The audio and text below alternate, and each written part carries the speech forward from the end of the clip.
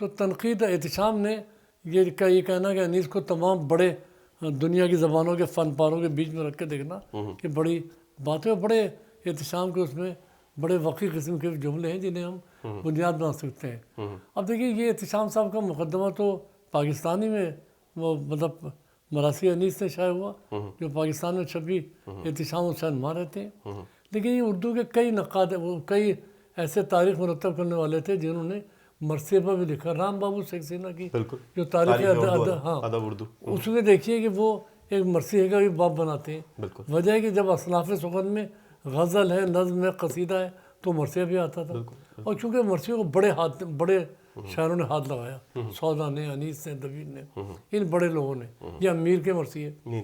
تو یہ تنقید کا یہ جو حصہ بنے گا احتشام صاحب کا، لیکن دیکھیے 47 کے بعد پھر ایک باقاعدہ سفر شروع ہو جاتا ہے اور پھر باقاعدہ نام آنے شروع ہوتے ہیں مرثیے کے نقاد۔ دیکھیے وقار عظیم مرثیے، میں کہتا ہوں کون سا نقاد ہے جس کا ایک آدھ مضمون تنقید پہ نہیں ہے؟ بالکل، ہر نقاد نے کہیں نہ کہیں لکھ دیا ہے، بالکل کوئی مضمون اس کا مل جائے گا۔ ہمارے شمس سلیمان فاروقی لکھ رہے ہیں بیٹھے وہاں پر، بالکل کئی چیزیں ان کی ہیں۔ پاکستان میں تو دیکھیے ایک خیال رکھیے گا، یہاں پہ تھوڑا سا ایک مغالطہ پیدا ہوتا ہے کہ تحقیق اور تنقید گڑبڑ ہو جاتی ہے۔ بالکل، کیوں دیکھیے جو آدمی تحقیق کر رہا ہے نا، دیکھیے یہ ہو سکتا ہے جو نقاد ہے وہ محقق نہ ہو، بالکل احتشام حسین محقق نہیں ہے، ہاں ہاں لیکن ایک محقق میں تنقید آ سکتی ہے۔ بالکل صحیح کہہ رہے ہیں۔ مثلا ہے کہ میں جوش کے مرثیے ایڈٹ کر رہا ہوں اور تحقیق کا کام کیا ہے، لیکن وہ تنقیدی مباحث خود بخود آ جاتے ہیں۔ تو تحقیق، میں یہ نہیں کہتا تحقیق کار کا درجہ بلند ہے، لیکن اس کو ٹٹولنا دونوں پہلو ہوتے ہیں، جہاں وہ رائے قائم کرتا ہے اور تنقید کے قریب آنے لگتا ہے۔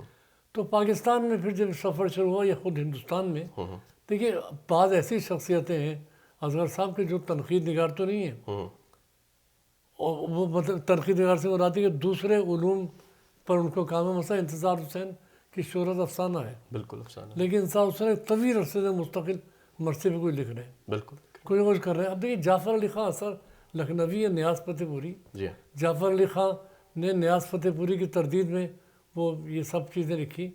تو انیس کی مرثیہ نگاری نگار رسالے میں چھپتے رہے مذہبی یہ، تو کسی نہ کسی جگہ انیس اور کلاسیکی مرثیے کے حوالے سے تنقیدی مباحث سامنے آتے رہے۔ تنقید ایک نشو و نما ہے اور اس میں کوئی شک نہیں ہے۔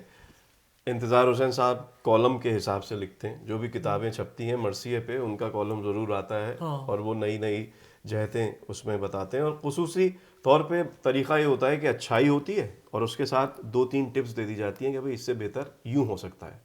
یہ تعمیری تنقید ہوئی۔ ہاں، تنقید برائے تنقید سے کوئی تعلق نہیں ہے جس تنقید کا ہم ذکر کر رہے ہیں۔ بڑے بڑے نام ہیں، مراسیے، اچھا شاہد عظیم آبادی کی اگر آپ بات کریں تو وہ خود مرثیہ نگار شاعر ہے، ہاں صحیح ہے۔ تو شاعر تنقید نگار ہو سکتا ہے، مگر کیا شاعر محقق بھی ہو سکتا ہے؟ یہ ایک بالکل ہو سکتا ہے، کیوں نہیں ہو سکتا شاعر؟ مطلب یہ کہ شاعر تحقیق بھی کر سکتا ہے۔ دیکھیے تحقیق تو ایک عجیب دنیا کے علم ہے جس میں وہ انہوں نے کہا ہے، شبلی نے تحقیق کے بارے میں، بڑے شبلی تحقیق کو بڑی اہمیت دینے والوں میں ہے کہ مطلب سمندر کی گہرائیوں میں اتر جانا اور کوئی سیپ یا موتی لے کر آنا وہاں سے، یہ تحقیق کا بڑا درجہ ہے۔ لیکن تحقیق کرنے والا تنقید سے قریب آ جاتا ہے اور نقاد بھی ہوتا ہے۔ اچھا تنقید کا درجہ بہت بلند ہے۔ مغرب میں جب تنقید مغرب سے آئی ہے، کرٹیسزم جس کو آ جاتا ہے، تو مغرب سے آئی تو اس میں کسی فن پارے کو پرکھنے کے زاویے نئے نئے ہیں۔ مرثیے میں دقت جو ہوتی تھی، یا میں ایک نام دے رہا ہوں، نعت، ہمارے دوست ہیں سبیر رحمانی، انہوں نے نعت رنگ رسالہ نکالا ہے، تو نعت میں پہلی مرتبہ کہتے ہیں بھائی کہ بڑی مشکل ہو گئی ہے کہ نعت پہ بحث کرنی ہے۔ لوگ کہتے ہیں اس میں حضرت صلی اللہ علیہ وسلم کی ذات گرامی آتی ہے، تو اس میں ان کی ذات گرامی کی تھوڑی بات ہو رہی ہے، ان پر جس شخص نے لکھا ہے اس نے کس طرح اس کو پیش کیا ہے، اس کے فن کی جانچ ہو رہی ہے اور اس کے فن میں بہتری لانے کی کوشش ہو رہی ہے۔ اچھا مرثیے پارٹیشن کے بعد دیکھیے مرثیے کی تنقید جو ہے نا وہ بڑھ گئی، وہاں بھی نقاد پیدا ہوا۔ آپ مسعود حسن رضوی کا نام لیتے ہو تحقیق میں، لیکن نیگر مسعود کے کچھ مضامین ہیں جو تنقید سے بہت قریب آ جاتے ہیں، نقاد ہیں وہ، انہوں نے کئی چیزیں لکھی ہیں۔ اسی طرح اور ہندوستان میں شمس سلیمان فاروقی لکھتے رہے، اور کئی بڑے نام ہیں جنہوں نے جو تحریریں لکھی وہ تنقیدی کے ذیل میں آ جاتی ہیں، اور برابر کرتے ہیں۔ ڈاکٹر हाँ शारिब रदौलवी ने जो चीज़ें लिखी हैं वो सब तनकीद का हिस्सा है। साहिर लखनवी ने भी लिखी, हाँ, तनकीदों का जवाब भी दिया है। हाँ वो भी यहाँ पर पाकिस्तान में फिर मैं नाम लेना चाहता हूँ जो मैं समझता हूँ कि तनकीद की तरफ पार्टीशन के फौरी बाद जो अच्छा रवाया वो नाम है प्रोफेसर मुश्तबा हुसैन का। बिल्कुल। उनके शुरू के मज़ामीन हैं। पाकिस्तान बनने के बाद उन्होंने रेडियो से कोई ऐसी तकरीरें की या जो मुहर्रम के ज़माने में आती थी तो मरसिए बहस होती थी। फिर ये कि डॉक्टर सफदर हुसैन को आप तहकीक का आदमी कह लीजिए, लेकिन उनके यहाँ तनकीदी मबाइस भी है। बिल्कुल। उनकी किताब वो पहले आती 1944 क्या पार्टीशन से पहले 44-43 से जो उनका MA का मकाला था उर्दू मरसिया अनीस के बाद, मरसिया बाद अनीस। तो उसमें जितनी बहसें हैं यहाँ तक कि मरसिया बाद अनीस 44-45 में लिखा गया है, लेकिन इसमें नसीम रोवी आले रज़ा भी आ गए। बिल्कुल। तो वो मतलब उनको आप तनकीद के ज़ैल में लीजिए कि मरसी की बाकायदा तनकीद है उसमें कि तहकीक के साथ साथ डॉक्टर सफदर हुसैन किया, उनके तहकीकी और तनकीदी मिजाज दोनों है।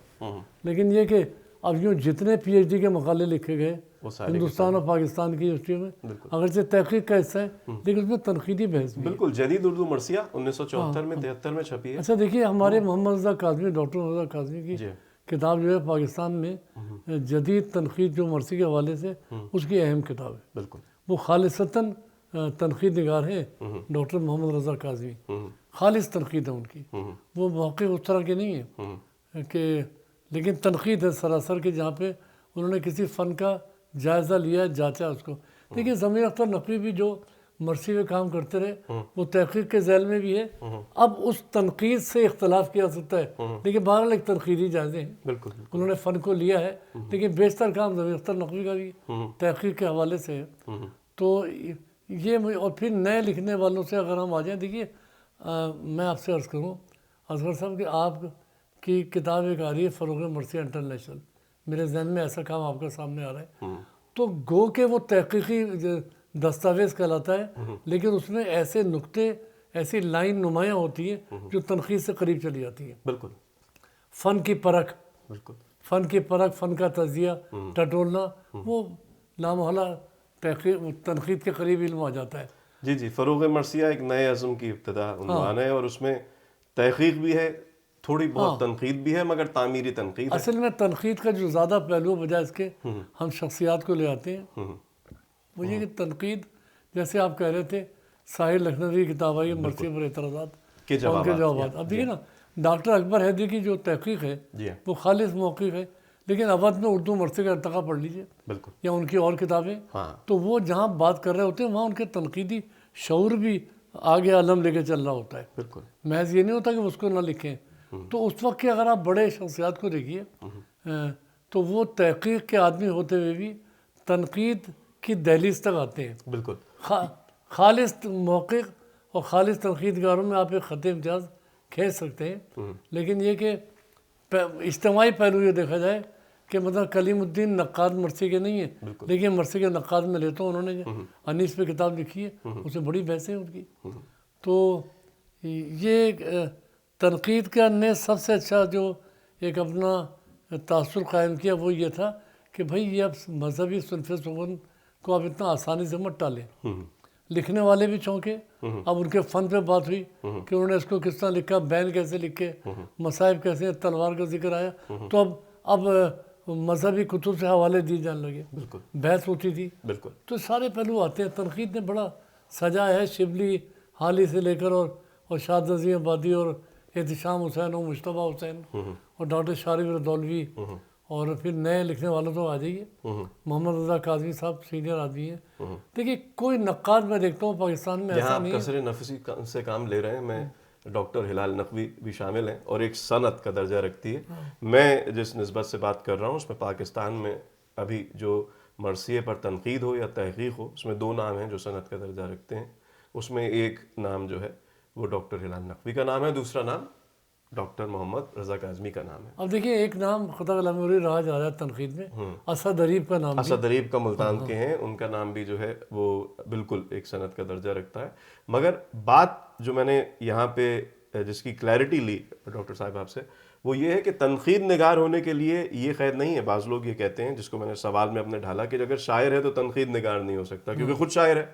تو نہیں، ایسا نہیں ہے، ایسا نہیں ہوتا. ایسا نہیں ہے. خود ڈاکٹر ہلال نقوی شاعر ہیں، اور باقی جتنے بھی مراسیہ شاد عظیم آبادی جن کا بہت بڑا نام ہے وہ خود شاعر ہیں. جمیل مظہری خود ایک شاعر ہیں. اور تنقید نگار ظاہری بات ہے جب آپ فن کے اسرار و رموز سے واقف ہیں. دیکھیے اب آپ کہتے ہیں وہ تو میں شاعروں میں جب بحث آئے گی تو کریں گے.